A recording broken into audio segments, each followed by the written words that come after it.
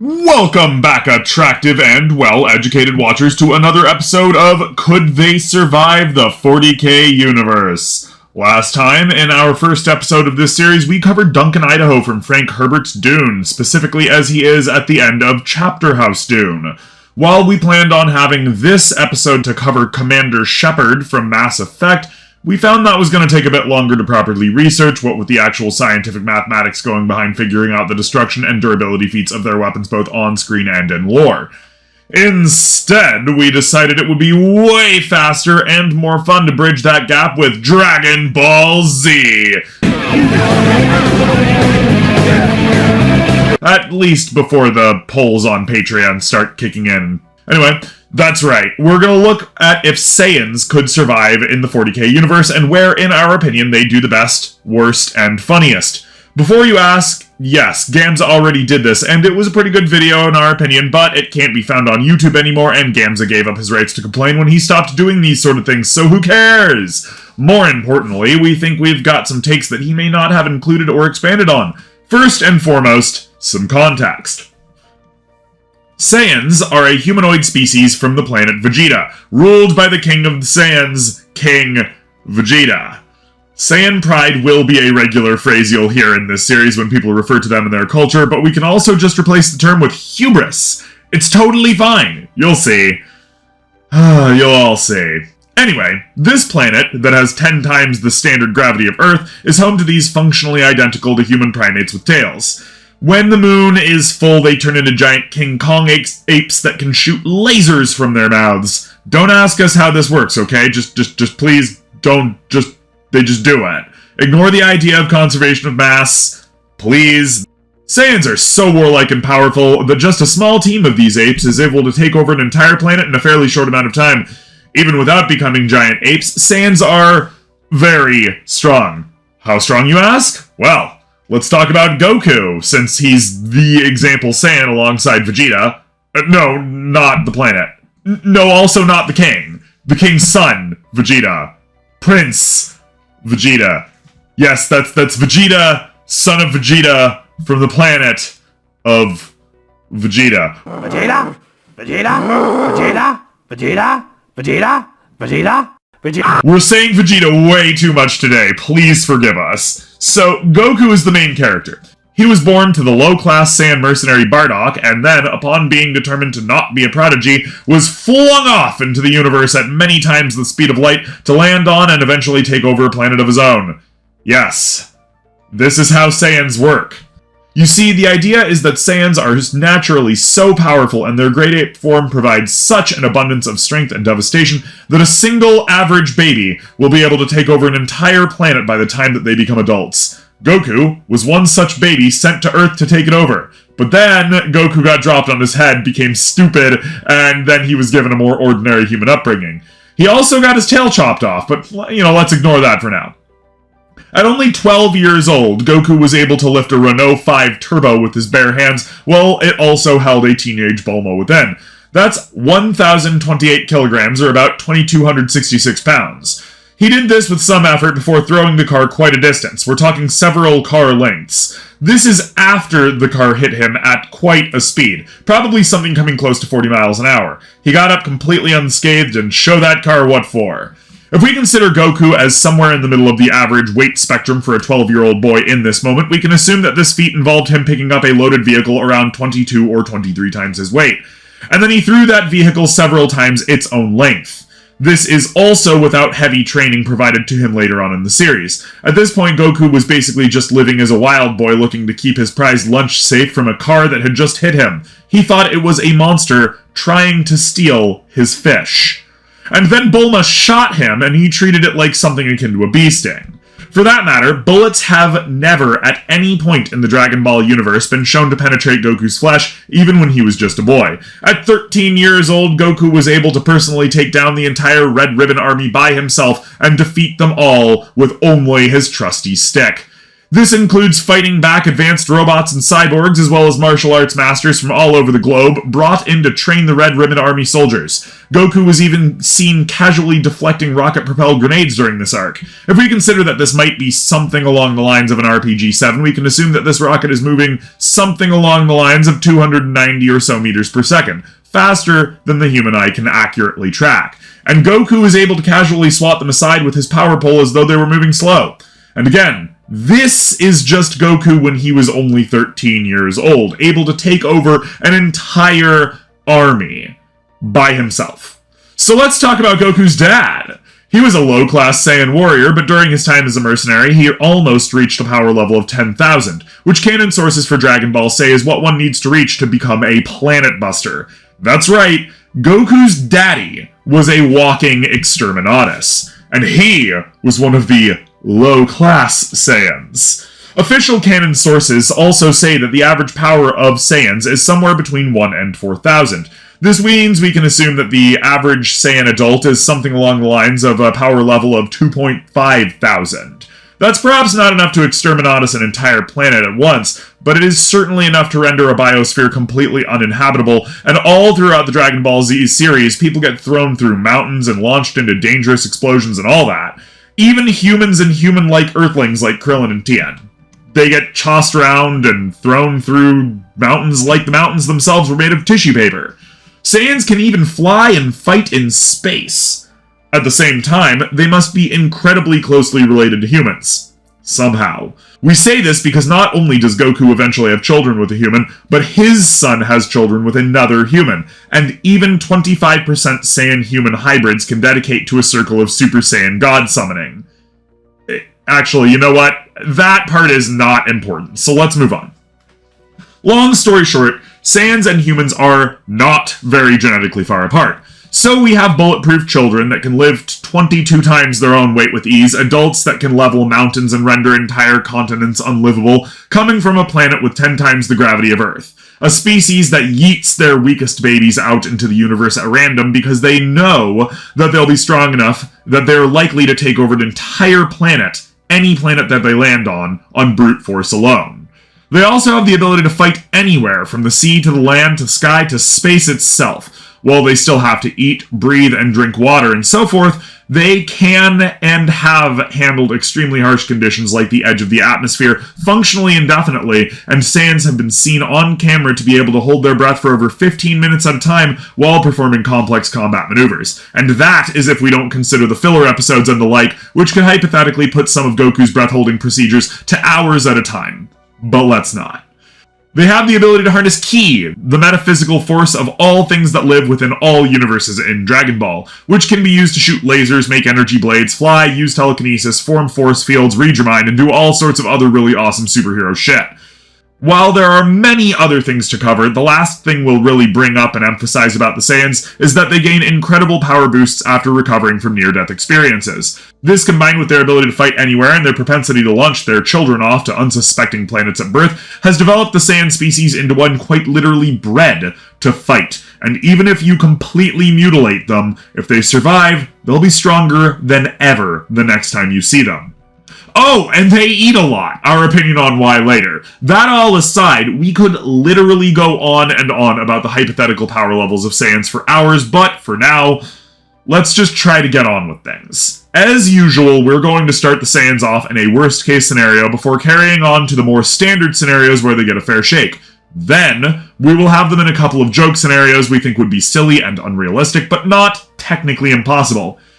We'll say that the point of divergence here is at the destruction of planet Vegeta. That way, we don't have any named characters going through, we don't have to worry about affecting the main storyline, and we can say that there are only around 50,000 Saiyans in the entire universe to worry about to make sure that they have a stable breeding population, whilst also not being super populous. We'll also, for their sake, drop them all in the same place, even though we know for a fact that most of these Saiyans at the time of the scenario will not know each other or even live on the same planet. There's also no Saiyan gods to worry about, though one scenario we'll talk about Super Saiyans. For whatever reason, we'll assume that they just know what's going on, and they'll band together for this and get a strongman-type leader to fall under, as they have in times past. So let's start with Worst case scenario, immediate Exterminatus.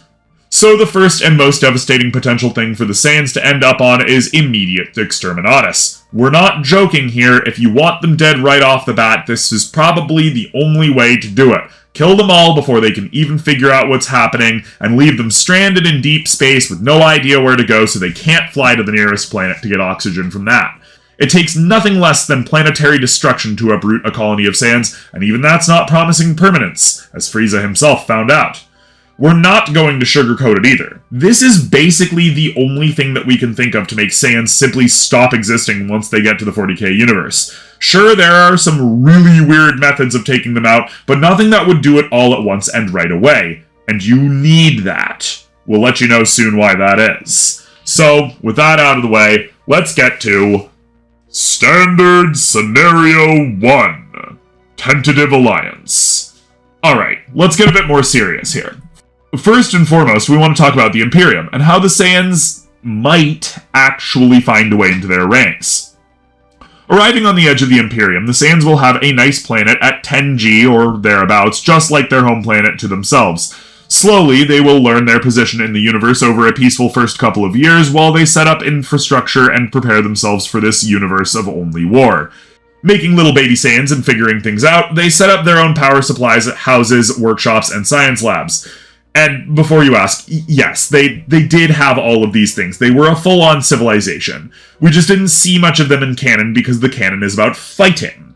So, after about half a decade of chilling on their new planet, they are found by an Imperial rogue trader, one who is less radical and more accepting of Xeno species. Fascinated by this new species in the galaxy, so close to humans, he respectfully asks to bring one of them aboard and put them under the close but not necessarily harmful examination of an Adeptus Mechanicus Genitor, who eventually finds a way to scan their dense, near-damage-proof anatomy and discovers that they are, however distantly, related to humans. In fact, they are so closely related to humans that they can freely interbreed to produce fertile offspring.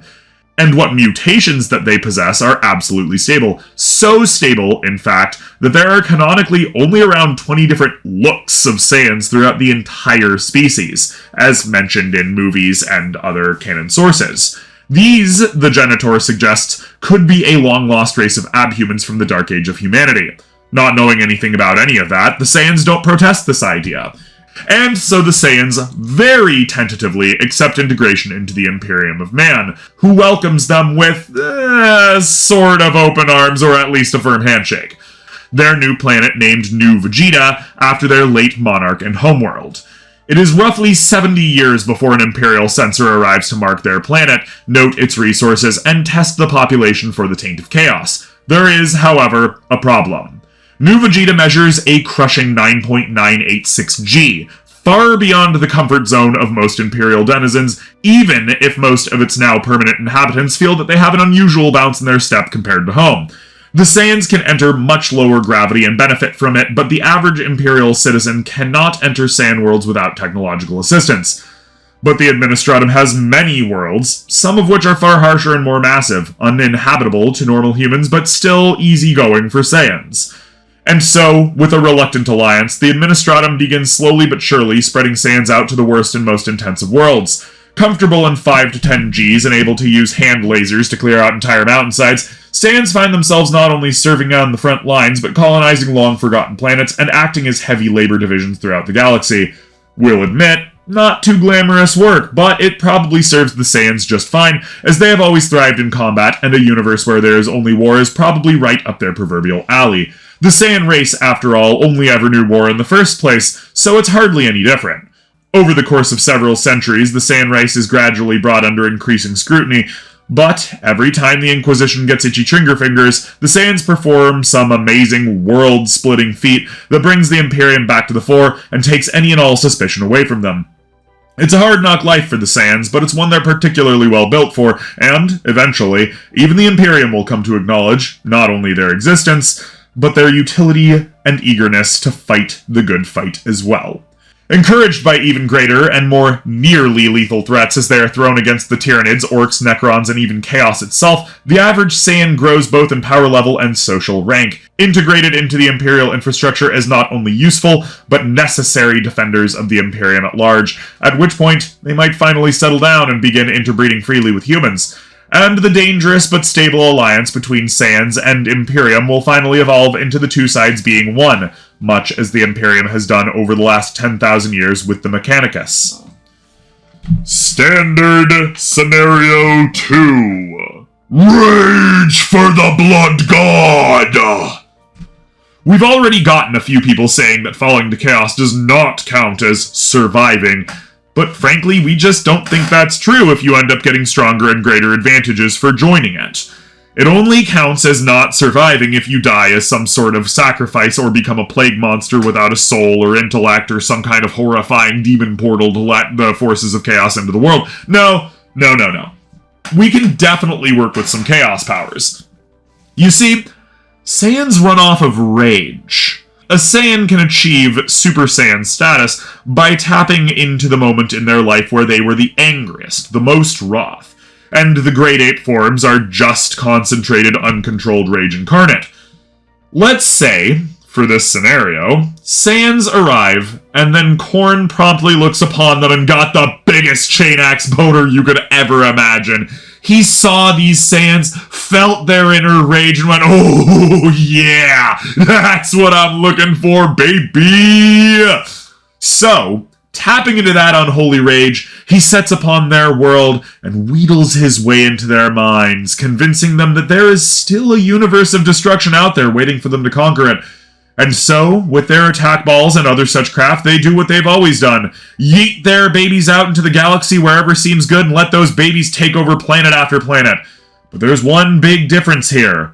Gifted with the power of Korn's rage, bestowed with the blessing of Korn himself, these babies are not mere planet-dominating ape children. They are Super Saiyans. Tapping into the power of rage and channeling it through them using the raw emotion of the warp, these little babies dropped on foreign worlds quickly transcend anything the Saiyans have ever known, becoming living gods of destruction. The Chaos Apes.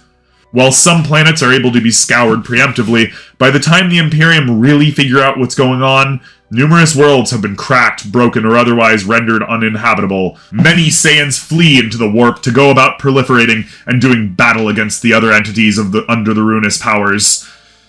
With the power of Super Saiyans flying around and spilling oceans of blood into the galaxy, Korn finally overcomes the other Chaos Gods and, without thought for consequence, wins the great game once and for all. Slanesh is slain, Nurgle is burned to nothing, and Tzeentch finally runs out of plans.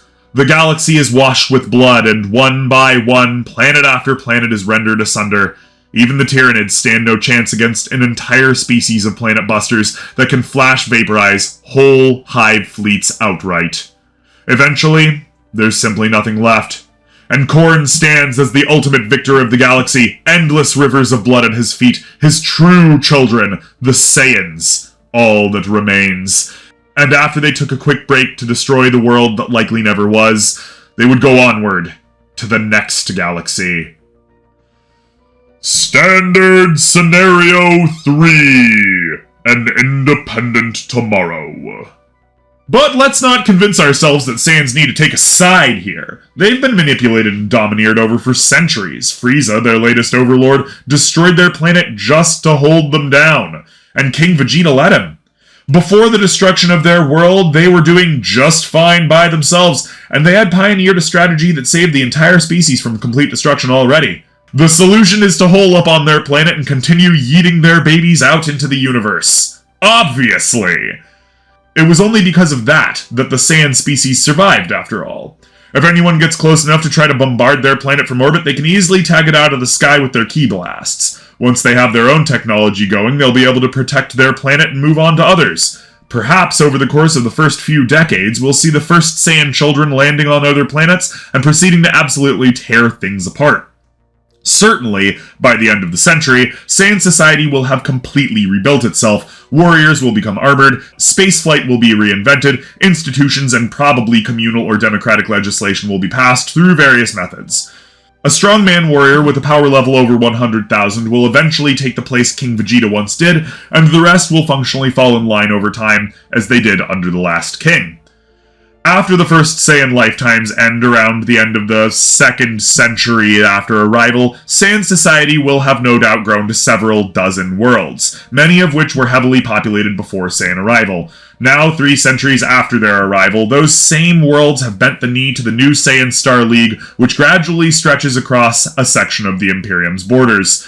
Often sending only a single warrior out to face down entire battle fleets of Imperial warships, it is rumored that the Saiyans use human stock to bolster their numbers, only to weave the hybrid population back into their own to build up a larger, more diverse population that better blends in with human standards. With each one of them out in the galaxy able to completely devastate entire planets, the Imperium dedicates more and more resources to the Saiyan threat, pounding away at their systems to no avail. Able to move several hundred times the speed of sound, Saiyans can blast off into space, have a quick 10 or 15 minute skirmish with enemy ships, and then come back down after a quarter of an hour for a quick breath to take out the rest of the enemy ships. This is like Duncan Idaho++. Duncan Idaho could move at hypersonic speeds and tear the armor off of a Space Marine with his bare hands. A trained adult Saiyan can move at a few hundred times faster and flash vaporize an entire chapter of Space Marines with a casual wave of their hand. The average Saiyan perhaps can't completely destroy an entire planet, but they can do enough damage over the course of a few days to make the planet only acceptable to live on if you can stay under a dome. Over the course of perhaps 1,000 years, the Saiyans will have spread out to the rest of the galaxy, yeeting hundreds of thousands or even millions of babies every year out to the stars, and keeping the strongest and fastest learning for themselves back on the homeworld. It will, at some point, start getting so frequent that several babies will start landing on the same planets at a time, or in quick succession. Imagine if a Saiyan baby lands in the United States of America and just starts tearing things up. Sure, that's bad. But now imagine 2.5 months later when the world is just starting to get their shit together and is about to turn around and finally start spanking that baby. Well, another baby lands in India and starts wreaking havoc there as well. 2 months later, a third baby lands in Australia, and suddenly the former colony is home to yet another of the world's most dangerous animals. This is the sort of expansion rate we could be dealing with if the Saiyans, free from true external threats, wanted to start getting really busy. And there's no reason to think that they wouldn't. Joke scenario number 1, the glory of Saiyan engineering! Woohoo! Now, we've talked about tons of other things with Saiyans, but the one thing hardly anyone ever talks about is their technology. They have, surprisingly, really good tech. Some of this tech is not surprising, like their armor technology, which is made to sustain the same kind of blows that Saiyans can deal out. But one really shocked us. Their spaceflight is amazing. We mean, really beyond many science fiction settings, right up there with Star Wars, for a universe that seems small when you compare the speed of their technology. Let's talk about the attack ball. This unassuming spherical one-man pod is the same thing that Goku came to Earth in. He made the trip in 6 days. We don't know how far away from planet Vegeta Earth actually is, but let's assume, for the sake of example, the planet Vegeta is the closest terrestrial exoplanet that we know about, with an estimated surface gravity of around 10 g.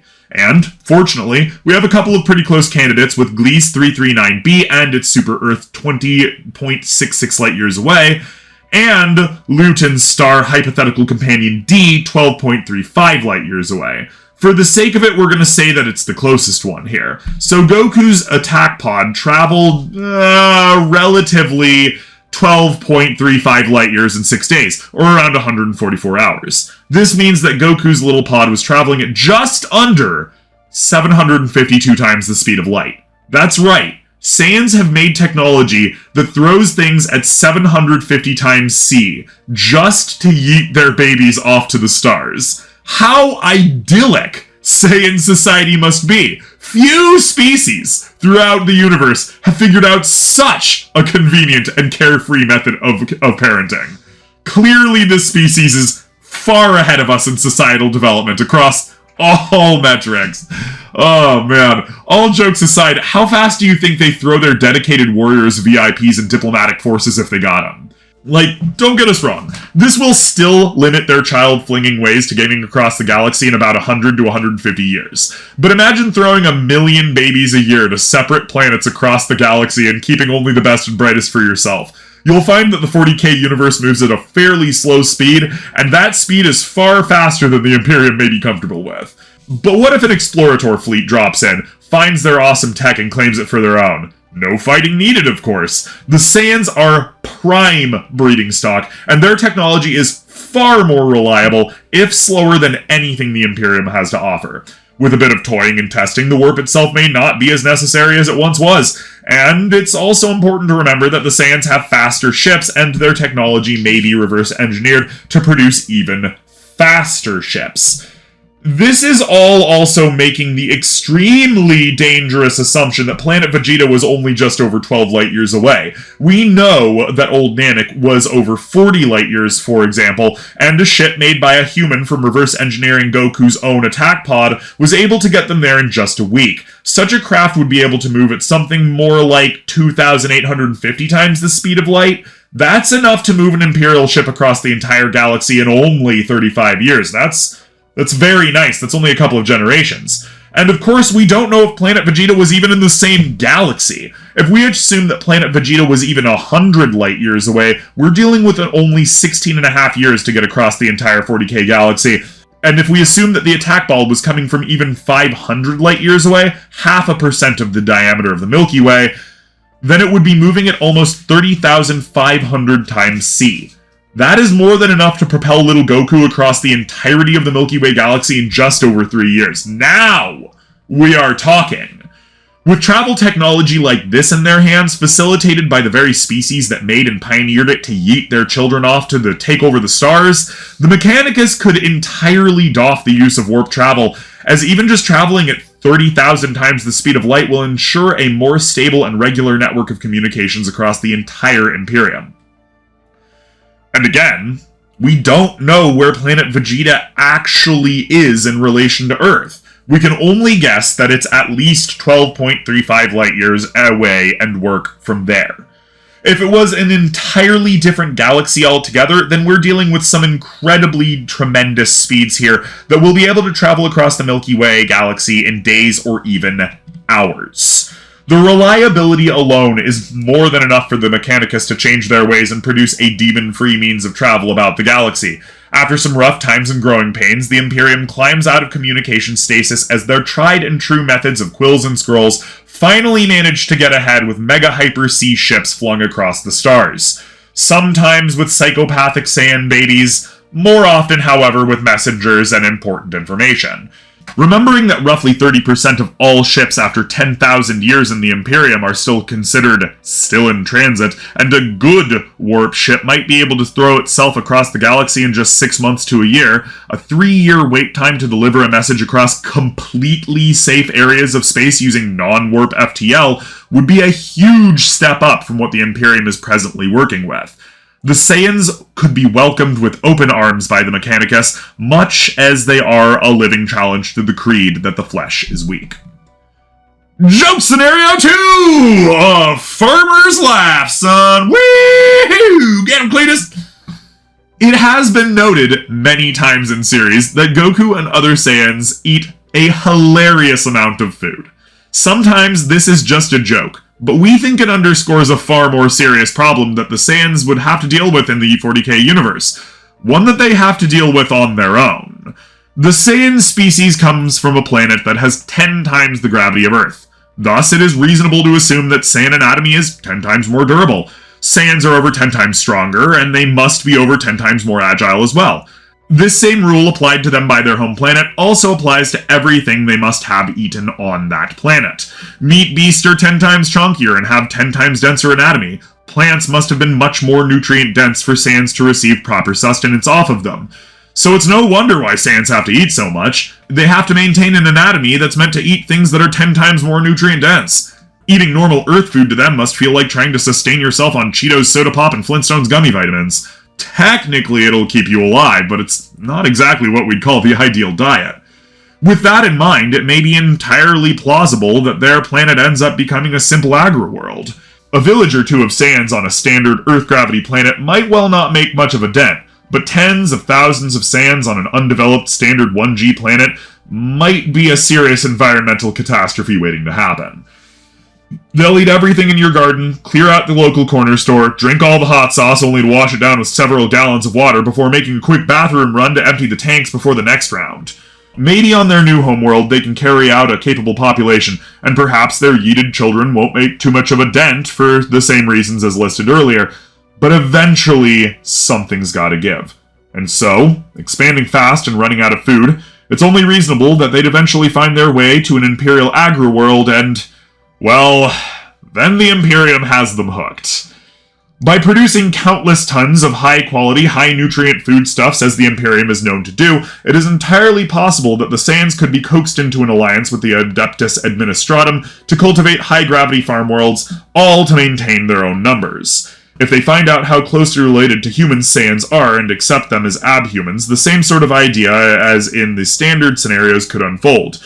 But it becomes a horrifying martial arts cottagecore nightmare of war in heaven proportions. Goku, you'll recall, is himself a farmer. He spends most of his days training and farming, and his wife spends her days cooking and cleaning and worrying about their sons. Imagine the Saiyans in a universe that is only war, settling down and using their amazing abilities to rehabilitate entire planets just to feed themselves. We don't know if they'd have Saiyan plants and animals available, but it's certainly something to think about, and realistically speaking, pre-existing non-Saiyan plants could be ideally genetically modified to live on such planets. As mentioned earlier, Saiyans are like Duncan Idaho++. A single Saiyan is a walking Exterminatus. A whole civilization of Saiyans only fails to survive the 40k universe if they immediately start under an Exterminatus. If they aren't taken over by Khorne immediately, they're probably too proud to join anybody but humanity, and if they are taken over by Khorne, you can kiss the entire galaxy goodbye. If the Imperium does get its hands on them, they could hypothetically be seen as abhumans due to the inherent stability of their genetics and mutations, as well as their clear and obvious close relation to humans, making them highly useful and capable for humanity at large. If they do join the Imperium, they could absolutely find their niche in the military, farm worlds, or even the Mechanicus, where they could spread their vastly superior technology throughout the stars. If they don't join the Imperium, then they could even make it by themselves thanks to their ability to inhabit a considerably wider spectrum of worlds than standard humans, their ability to fight anywhere, their superior technology, and their warlike nature fitting them just fine in a universe where there is only war. Saiyans in the 40k universe don't care about bullets or las guns. Their children with little training can casually knock bolter rounds out of the air. The average Saiyan is like a battleship's main lance battery and can probably shoot quite a bit harder. Each and every adult can level a continent and leave a planet uninhabitable. They have armor technology that's explicitly built to resist this sort of damage, and they can travel the galaxy more consistently than anything the Imperium has, and perhaps much faster. And of course, they turn into giant fucking apes that shoot lasers from their mouths, which are sent as babies to take over entire planets because they're that fucking strong. If we follow the standard canon to 40k, this means that individual baby Saiyans scale to Imperial Titans. Duncan Idaho may be the 40k universe's new living god, but by that metric, Saiyans beat the shit out of gods all the time. The Imperium will have to hope that the Saiyans don't quickly overtake them and eventually breed through them. After all, Saiyans in their natural habitat seem to breed so much that they have little choice but to yeet their own children off into space to get rid of them. So we can trust that, with the help of the overwhelming population of the Imperium, they could get to billions or even trillions of Saiyans within a few centuries, so long as they piggyback off the already present human population and smartly keep track of their family lines with a capable breeding program to resurrect the species. At the very least, the Saiyan species will not be going the way of the dodo or the woolly mammoth. Unless they are exterminated outright as soon as they appear, the 40k universe is going to have to learn to live with them. Next time, by popular vote on Patreon, we'll be considering the survival of the Goa'uld from the Stargate universe. Thanks for coming, everybody, and we hope you had fun. If you liked what you saw here today, remember to like, subscribe, comment, share, go on down to the Patreon and our Linktree link in the description to help support the cause and join the mighty ranks of all of the lovely people in the credits section at the end of a bunch of our videos and get your name on our game channel. Thanks a bunch, everybody, for coming. Stay safe, stay inside, stay healthy, and of course, remember to help each other. Bye!